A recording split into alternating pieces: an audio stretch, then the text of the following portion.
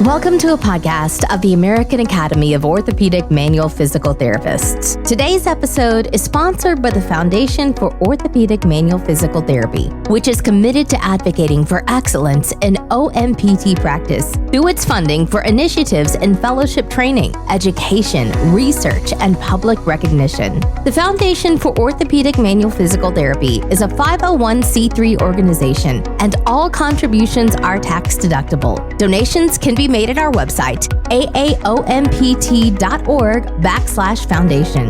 This podcast series will feature interviews with content experts in manual therapy.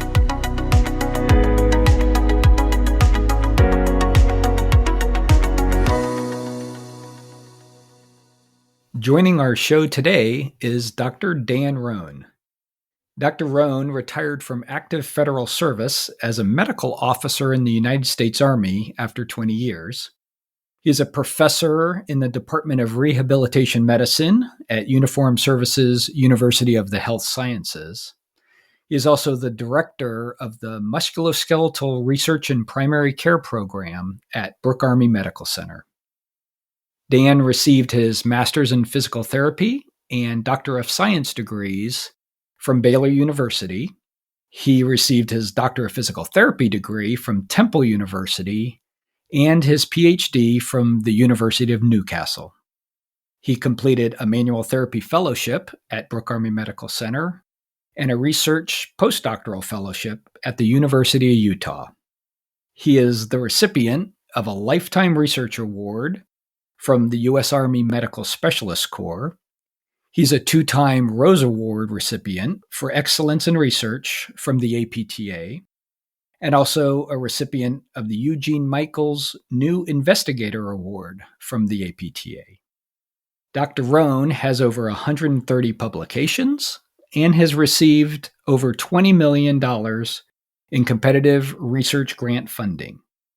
His research interests revolve around the identification and implementation of optimal care pathways for musculoskeletal pain disorders. Hey, thanks for joining us today, Dan. How are you doing? I am doing fantastic. It's really great to have you here. And, you've had such a real impact on physical therapy and even beyond with your research. And so I wanted to talk to you today a little bit about grant funding opportunities, primarily through the Foundation for Orthopedic Manual Physical Therapy. But before we begin, what I wanted to see is if you could tell us a little bit about the story behind your passion to go down the research path. Was there a particular turning point in your career that sparked this interest? Yeah, man, I'm first of all, I'm really grateful to be on here and to share with you and our audience. This is a topic that I am really passionate about, and I feel like my research story is still evolving. I look back and it seems like I just started, but I guess I've been going at it for a while. Time flies. But I think, when you start off being a clinician, and I went through my fellowship program, and you really dive in the science, the literature piece, the clinical science piece really becomes a foundation to everything that we do, at least in my fellowship program. And I assume in most, you're really taught to evaluate the literature, and that is really what guides your decision. And the more you do that, you realize that there's still lots of gaps, there's lots of holes, there's lots of things that we don't know, and you use your best intuition and you try to put the pieces together. But I think just that ability to kind of fill in those gaps and answer some more of those questions has always been really, really enticing, especially after just seeing the power that has in helping to drive practice and help inform the decisions that we make. And so I think, I got an interest. I just remember when I graduated PT school and I had to read articles and I was done. Like, if you would have told me then that I was going to be a researcher and do research, I think I just would have laughed. And I was like done with school. I mean, there was no way I was ever coming back. And, just this inner curiosity and drive that a lot of us have to continue to improve and get better. And where does that go? I think just eventually led me down that path where I just became really interested in helping answer some of these questions. Yeah. Yeah, great. Well, research itself is complicated enough, but then kind of that idea of pursuing grant funding adds to the complexity. So I was wondering if you could describe for us, just a little bit about how this works for you. So, do you have studies that you design and then you go look for funding opportunities, like something that fits close enough? Or are you mostly starting like on the funding side and then sort of working backward to design studies to meet those aims? Yeah, that's a great question. And I think it's a little bit of both. So clearly, someone that does research is going to have usually what we call lines of research. And so, first and foremost, you want to work within your line of research. I would be ill prepared to try to answer a question about multiple sclerosis or pediatric vaccination records or whatever. Obviously, it's got to be something that is in your field of expertise. And then we have these lines of research, as we call, where we have these questions that evolve, and you rarely answer a question with one single study. So you try to answer these questions through an iterative series of studies. And so a lot of times when you see these funding opportunities that align, if you understand things from the research side, these portfolio managers, grant at NIH, CDMRP, they have questions that they are tasked with answering. And so they try to come up with specific guidance and guidelines, and they're trying to find individuals that are going to help fill those gaps. Various individuals at Congress level, stakeholder meetings have decided these are the questions. And so a lot of times, maybe I'll take something that I have and maybe tweak it a little bit so that it's, still pretty close to what I was intending on looking at, but maybe I'll have it try to align better with the things that the funder is looking for, and that will raise the chances of it getting funded. But most of the time, it's those types of things that, okay, this funding mechanism tends to align with my line of research, and I might have to make some tweaks and adjustments here. And that's happened where I have one grant that maybe I might have to tweak a little bit of the overall, maybe an outcome, maybe a certain approach to make it fit for one grant. It doesn't get accepted there. I find another opportunity, maybe I tweak it a little bit. Maybe it's similar to what you do when you're thinking about submitting for journals. You submit to one journal and it has a certain audience. You might tweak it a little bit to have it better fit that audience. So Yeah, okay. Yeah, that makes sense. So sounds like a little bit of both, but maybe primarily you're focused more on the grant end and kind of working backwards. that's ultimately what you're getting graded on. I mean, I can submit what I want to study all day long, but it's going to get graded based on the criteria that the grant is looking for. So unless I align it to that, I mean, I'm just not going to score very well. So I really do have to tailor these grants to help answer questions that the grant funders are looking to have answered. Yeah, that's great. And, kind of a follow on to that is it often seems like there's very short suspenses. I guess it sounds like it helps maybe to have some projects that are ready to go, that you've either put a lot of work designing in. Does it help to have them if they're IRB approved beforehand, or where does that part fit in? Yeah, that's a good question. It's a little bit of a catch-22 in that you don't always want to put all the work into getting something IRB approved. And then if you don't have the funding, all that work really went to nothing. I had a project once, and it was a specific mechanism where they're using leftover sort of congressional funds. You still have to apply, and it's still competitive, but it was a study that I had been trying to push forward regardless and find some funding. There was a little bit of support at the hospitals that I was at already, so I had already gotten IRB approval, and I was able to mention that, like, here's this trial that I'm proposing. It actually already has approval, and I think that was a big plus for the funder that was looking to execute these funds within a short amount of time, because they're on the hook for producing answers to their questions, and a lot of research doesn't get finished. So the fact that it's already been through that process was a plus. But I wouldn't say that's the norm or what I do most of the time. Usually, it's a 3 to 5 page letter of intent. And a lot of times, to be honest, you're submitting follow-on studies or you're submitting the same grant that has to be tweaked. You got feedback from the reviewers, you're trying to make it better. And so taking that line of thought, you already have a lot written around that. So coming up with 3 to 5 pages for the follow-on project or to tweak something that you submitted last year, you're usually able to hit those, short suspenses fairly easily. Gotcha. That makes sense. I thought maybe if we just talk through maybe a specific example, maybe for our listeners, and I thought maybe we could talk about recently the Foundation for Orthopedic Manual Physical Therapy. We received a very generous grant for $150,000 a year over the next 3 years from the Paris Family Foundation to support clinical research in manual therapy. And so, as part of the steering committee, I wonder if you could maybe talk to us a little bit more about maybe that specific grant and its intended focus. Yeah, this is a really exciting grant because we haven't really historically had dedicated grant funding. So I just talked about how the money helps direct the research questions. Well, not the money, the grant, because they solicit studies that help fill the gaps and address the specific questions that the funding mechanism has put it out. We haven't really had too much of that on the manual therapy side. And so to see, some pretty substantial grants of this size is really exciting. So this is the Clinical Science in Manual Therapy Research Award. And this is the very first year that this is becoming available.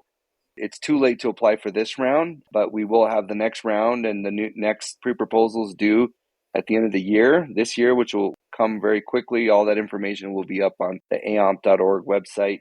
But essentially, so the way this process works is the scientific, the steering committee got together and was able to come up with a list of the research gaps, the areas that still require answers to in the discipline of manual therapy. So these are the things that we consider priorities. And so the committee was able to sort of vet these and then get outside feedback on what these were, submit these to the board for their approval, and essentially kind of outline a sort of a list of these are the things that we really feel should be prioritized when it comes to improved and better understanding of manual therapy in clinical settings and clinical practice. So we really want to help. This grant really wants to help reviewers. That's the purpose of the request for proposals is, you want to provide very specific information that helps the researcher that's considering applying really understand, okay, this is what they're looking for.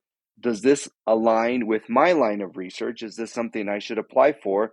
Can I come up with a study that's going to address these variables? And so once we posted that and provided this guidance, this information and of what we're looking for and really what the proposal should look like, this many pages should address this. And then we really have everything in there that a successful applicant would want to know about and apply. And then we asked for, just a short 3-page pre-proposal. And this is just a real quick summary of your study. And the primary reason for this is, we don't want to waste anyone's time. And so this practice allows us to quickly look through those. And we're not really given any type of scientific review or peer review at that time. We're essentially just saying, does this really align? Does this match with the guidance that we put in there? Like, is this addressing one of the key gaps and topic areas that the steering committee identified? If it's way off in left field and has nothing to do with those, then it's likely that even a full review, it's just not going to do well. It's not something we want to, waste our reviewers' time and then also the researchers submitting a full proposal. And then everyone that is within those boundaries, again, we're not assessing the science at this point. It's like, yep, this looks like it's within those boundaries. Then we invite them back for a full proposal. And so those individuals get an invitation back. And now they have some time to usually about 6 to 8 weeks to complete the full proposal. And that one's a little bit more extensive. I think the narrative is maybe 12 pages. It's still not as as long or as in depth as, some other grants, but it's still, we provide a lot of the information. We even provide the grading rubric. Like, this is how it's going to be graded. These are the things that we're looking for, because we really want them to go through there and really make sure that the reviewers have enough information to assess really the integrity and the appropriateness and the scientific rigor of the study. They'll get reviewed by scientific reviewers. That'll be external reviewers. And this is similar to what happens, with other grants, even at the Foundation for PT Research, NIH, Congressionally Directed Medical Research Program. These things get sent out for external peer review. The reviewers are paid, but they're third-party reviewers that have experience reviewing grants. And so they create a report using the rubric and assess all these different categories and essentially provide a score. Then those scores are taken, and it's different things, innovation, feasibility, the history of the team and what they've accomplished, all of these things that go into assessing the quality of that. Then the stakeholder group takes those scores, reviews them, reviews the feedback that is given, discusses the different proposals, and then has to rank order them. Their responsibility is to, we have a fiduciary responsibility to ensure that the funds are being spent in the best possible way to maximize the return on investment in terms of getting the best science and highest quality science with the highest chance of actually being completed, and then contributing to filling these research gaps. And then those results are presented to the board, who then approves the funding, and then the research team is notified. Those that receive the awards are notified. Yeah, okay. And so that's kind of the process ongoing right now. And so maybe looking forward to next year's call for the pre-proposals and things like that. So folks listening now should be thinking that they've got another 6 or 8 months to start maybe looking at the grant itself and looking at some of the aims or the goals, and start thinking about the process of doing a pre-proposal towards the end of this year. Is that right? Yeah. So this last year, the pre-proposals were due December 15th. I would imagine that this next round, it will be something similar. So plenty of time to start thinking about a study that you might submit for this award. Yeah. Okay. And is it open to everyone, or is this just for AOMP members? This is open to everyone, from my understanding. So anyone can apply for this. That's great. I just appreciate a good in-depth discussion on this particular grant through our foundation.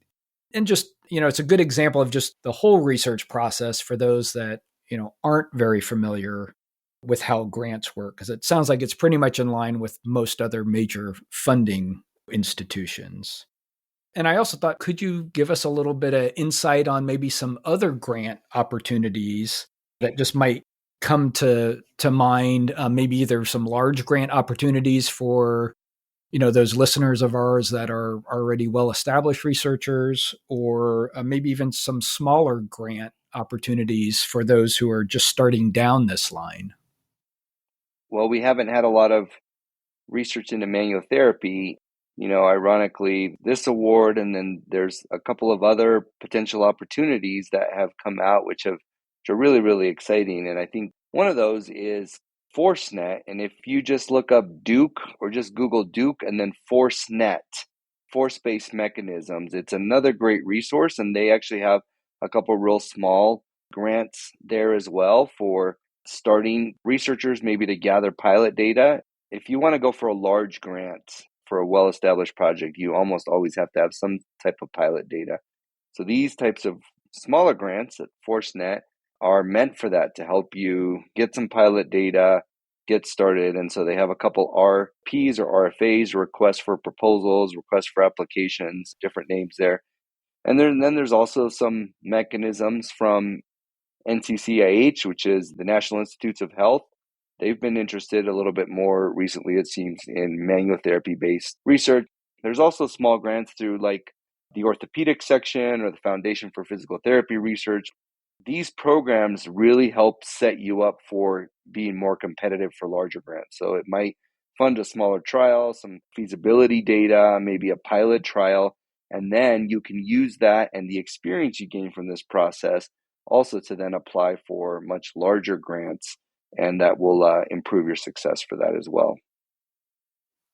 Great. And so maybe to finish up, just talking about experience, as you said, I just wondering, could you share with us maybe one thing in particular, maybe that you wish someone had told you about maybe years ago about seeking grant funding when you were at the beginning of your career? Maybe a bit of wisdom you could pass on to others that are just starting down this road.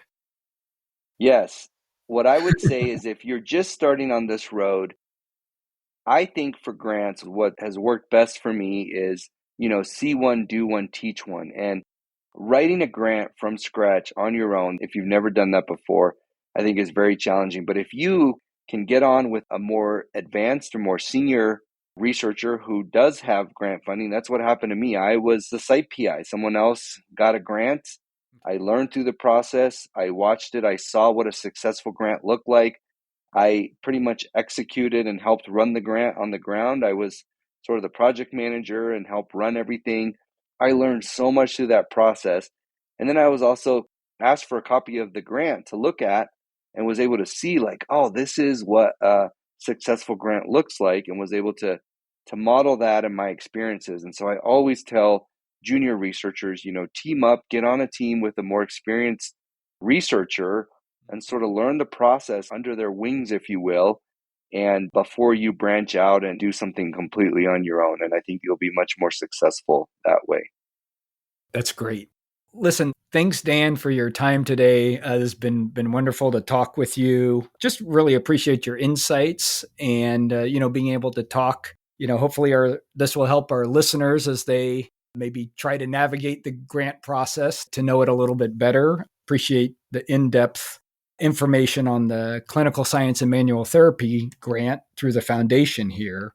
Again, thank you, and wish you the best of luck in continuing your career and your research and the contributions you're making for all of us.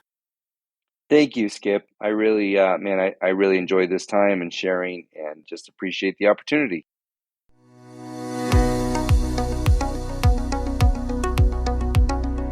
This has been a production by the Foundation for Orthopedic Manual Physical Therapy in support of AAOMPT. You can learn more about the Foundation for OMPT, as well as make tax-deductible donations on our website at aaompt.org/foundation. The views and opinions expressed on this podcast do not represent the official positions of the Foundation or AAOMPT. The information provided should not be used for personal health care or clinical expert advice.